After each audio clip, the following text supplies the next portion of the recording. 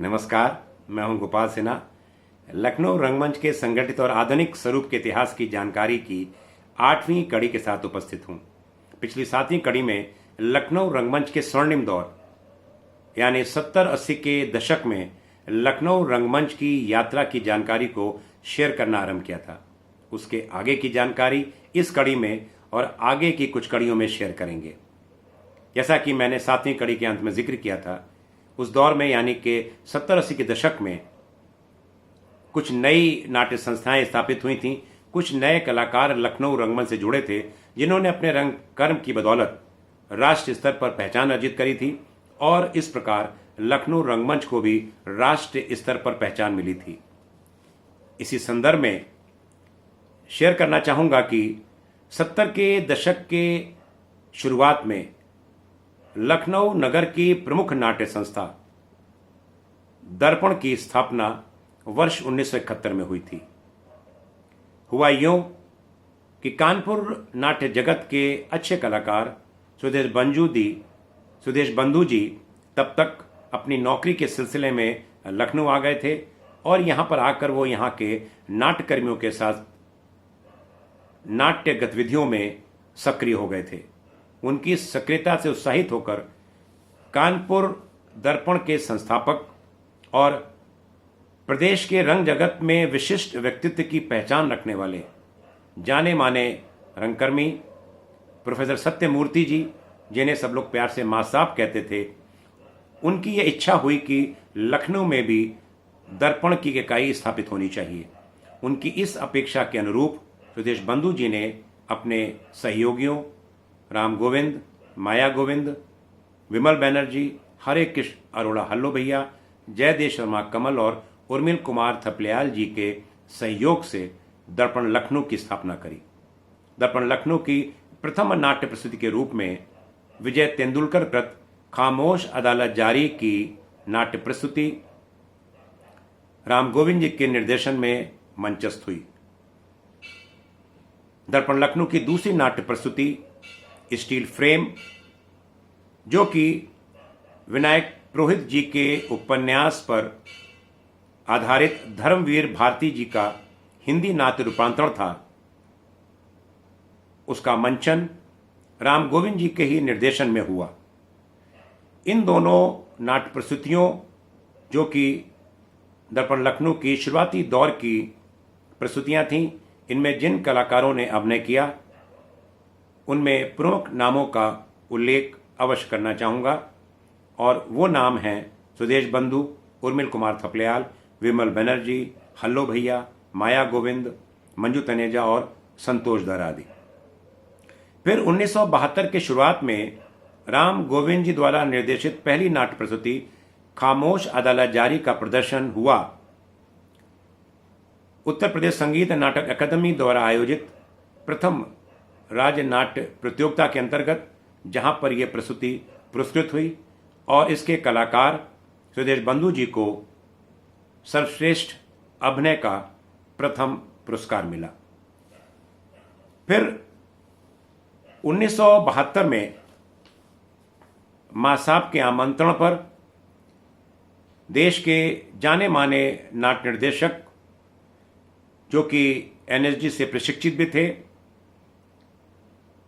बाद में बहुत बड़ा नाम हुए वो नाट्य जगत का, बीवी कारन जी को दर्पण लखनऊ की नाट्य प्रस्तुति के निर्देशन के लिए बुलाया गया और बीवी कारन जी ने इस संस्था के लिए गिरीश कर्नाड के बहुचर्चित नाटक है वदन को करने का निर्णय लिया।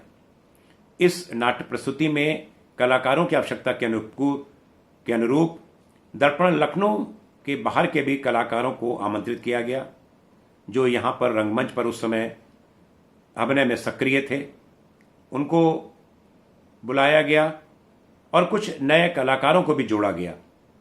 वो कलाकार जो कि लखनऊ रंगमंच पर उस समय अभिनय में सक्रिय थे, जिनको इस नाट्य प्रस्तुति से जोड़ा गया, दर्पण संस्था द्वारा आमंत्रित किया गया, उनमें प्रमुख नाम हैं डॉक्टर अनिल रस्तोगी, विजय वास्तव, पीडी वर्मा, ऋषि वैश्य, प्रमोद बाला आदि।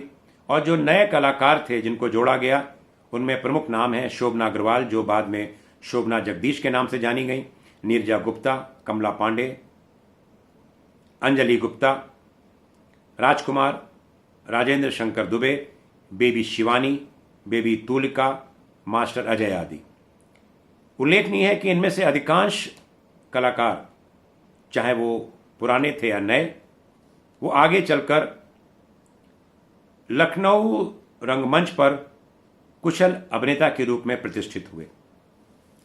हयवदन की यह प्रस्तुति रविंद्रालय में जुलाई 72 में मंचित हुई थी।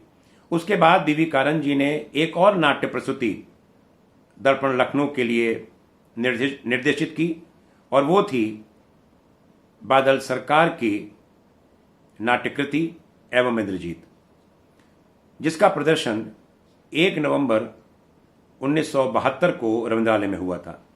इसके बाद दिसंबर के अंतिम सप्ताह में इस संस्था द्वारा अपने ही कलाकारों द्वारा निर्देशित 5 लघु नाटकों का एक समारोह किया गया। इसमें से 3 लघु नाटक रोमांस रोमांच, शाबाश अनारकली और नुक्कड़, ये राम गोविंद जी द्वारा निर्देशित किए गए थे। एक नाटक नींद क्यों रात भर नहीं आती, उसका निर्देशन किया था संस्था के सीनियर मेंबर और बहुत ही सक्रिय रंगकर्मी डॉक्टर बीसी गुप्ता जी द्वारा। और 5वां नाटक था कागजी कारतूस, जिसका निर्देशन किया राकेश वर्मा जी द्वारा, जो कि मूलतः दर्पण कानपुर से संबंधित थे, लेकिन वो दर्पण लखनऊ से भी इसकी गतिविधियों में अपनी सक्रियता बनाए हुए थे।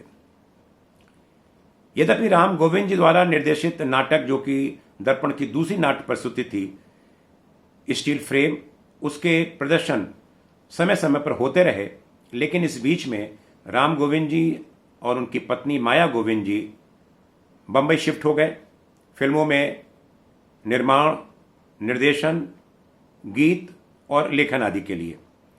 यहाँ मैं उल्लेख करना चाहूँगा कि उस समय माया गोविंद जी लखनऊ रंगमंच की एक बहुत अच्छी अभिनेत्री के रूप में स्थापित हो चुकी थी और साथ ही उन्होंने एक कुशल कवयित्री के रूप में भी यहाँ के साहित्य मंच पर अपनी उपस्थिति दर्ज करा ली थी। उसके बाद यानी कि माया गोविंद जी और राम गोविंद जी के बंबई शिफ्ट हो जाने के बाद दर्पण लखनऊ में नाटकों के निर्देशन की जिम्मेदारी दी गई। उस समय तक अपने आप को एक बहुत ही अच्छे अभिनेता के रूप में स्थापित कर चुके उर्मिल कुमार थपलियाल जी को दी गई, जिनका कि पहला नाटक था मधु राय के गुजराती नाटक के ज्योति व्यास द्वारा हिंदी में अनुवादित नाटक किसी एक फूल का नाम लो। और थपलियाल जी की ये प्रथम निर्देशित नाट्य प्रस्तुति 1973 के मई माह में मंचित हुई थी। लेकिन इसके पहले दर्पण लखनऊ में मां साहब के आमंत्रण पर आए एनएसडी के एक और प्रशिक्षित नाट्यकर्मी, जो बाद में देश के रंगमंच का बहुत बड़ा नाम हुआ, बंसी कौल जी, वो दर्पण लखनऊ में आए और उन्होंने जो नाटक उठाया अपने निर्देशन में मंचित करने के लिए, वो था दर्पण की पहली नाट्य प्रस्तुति खामोश अदालत जारी को। यद्यपि उन्होंने इसको नए ढंग से तैयार किया, अपनी शैली में, नए कलेवर में इसको अपने निर्देशन में तैयार किया और इसका मंचन हुआ। थपलियाल जी के जो नाटक था, उनका पहला नाटक, उसके पहले मई 73 में ही। उसके बाद बंसी कौल जी ने एक और नाटक निर्देशित किया इस संस्था के लिए, और वो था मैक्सिम गोर्की के रूसी नाटक के हिंदी में मदन लाल मधु द्वारा रूपांतरित नाटक बूढ़ा। इसके बाद बंसी कौल जी द्वारा दर्पण लखनऊ के लिए और भी कई नाटकों का निर्देशन किया गया। वर्ष 1974 में उन्होंने सुशील कुमार सिंह द्वारा लिखित नाटक सिंहासन खाली है का निर्देशन किया। इस नाटक के बारे में उल्लेख करना चाहूँगा कि इसके लेखक सुशील कुमार सिंह जी, मैं समझता हूँ कि लखनऊ रंगकर्मी इनके नाम से इनसे भली भांति परिचित होंगे, क्योंकि एक बहुत लंबे अरसे तक ये लखनऊ दूरदर्शन में कार्यरत रहे, एनएसडी से प्रशिक्षित हैं और भारतेंदु नाट्य अकेडमी के भी ये निदेशक पद पर कुछ वर्षों तक कार्यरत रहे। और इन्हीं के कार्यकाल के दौरान भारतेंदु नाट्य अकादमी का रजत जयंती समारोह भी संपन्न हुआ था। एक और बात उल्लेखनीय इस नाटक सिंहासन खाली के बारे में, यह नाटक छोटा नाटक है, तो इसकी जो प्रस्तुति थी बंसी कौल जी के निर्देशन में तैयार हुई थी, उसके साथ थपलियाल जी द्वारा लिखित और उन्हीं के द्वारा निर्देशित नाटक उपसंहार भी मंचित होता था। यानी ये दोनों नाटक सिंहासन खाली है और उपसंहार एक साथ आगे पीछे मंच पर प्रस्तुत होते थे और इनके अनेक प्रदर्शन समय समय पर जगह जगह पर होते रहे। इसके बाद वर्ष 1978 में बंसी कौल जी ने इस संस्था के लिए मालकिन सरायकी का निर्देशन किया और फिर 1989 में शर्विलक। इसके बाद एनएसडी के प्रशिक्षित एक अन्य नाट्यकर्मी बलराज पंडित जी को आमंत्रित किया गया इस संस्था द्वारा नाट्य निर्देशन के लिए, जिन्होंने कि जून 75 में अपने ही लिखित नाटक पांचवां सवार का निर्देशन किया।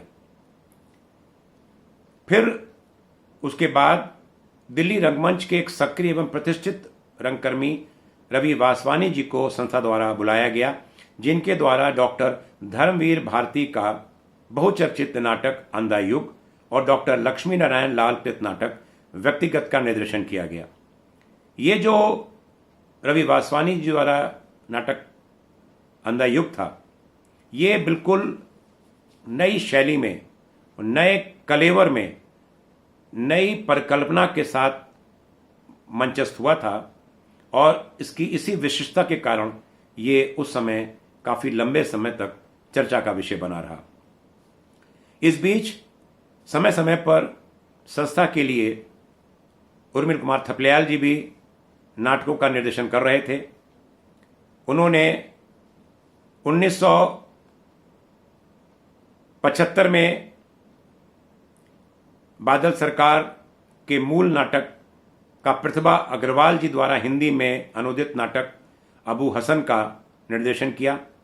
इसके पहले वो मोहन राकेश के नाटक आषाढ़ का एक दिन का निर्देशन कर चुके थे।